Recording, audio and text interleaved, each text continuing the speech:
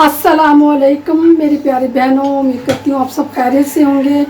और आज मैं पुलाव मसाला बनाने की आपको रेसिपी दे रही हूँ कि अगर आप लोगों को सब्ज़ी वाली पुलाव बनानी हो, कोई भी पुलाव बनानी हो, कि आप ये मसाला बना के रख लें और जल्दी से आप ये डालें और पुलाव तैयार हो जाए। यहाँ पे मैंने ये दालचीनी के तीन चार टुकड़े ले लिए हैं, 2 मैंने बादियान के फूल ले लिए और ये 8 से 10 लौंग हैं और 2-3 बड़ी इलायची हैं। और ये क्योंकि स्ट्रॉन्ग सा मसाला हमने बनाना है पुलाव का। और ये जवित्री है और ये पूरी एक जायफल का हुआ है। और यहाँ 10-12 इलायची हैं छोटी और 2 ये हैं पिपली, इसको फिलफल दराज भी कहते हैं, ये मैं इसमें डालूँगी।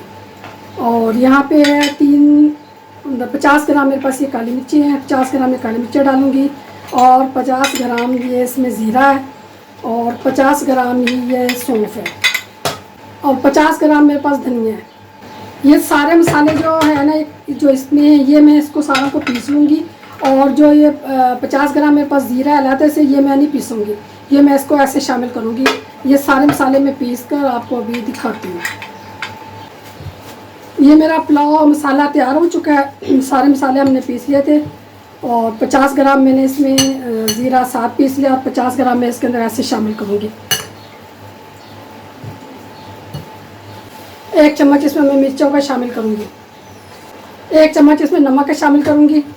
नमक मैंने थोड़ा इसमें शामिल किया है क्योंकि नमक हम यखनी में भी डालते हैं। ये भुना के मैं ऐसे रख दूँगी।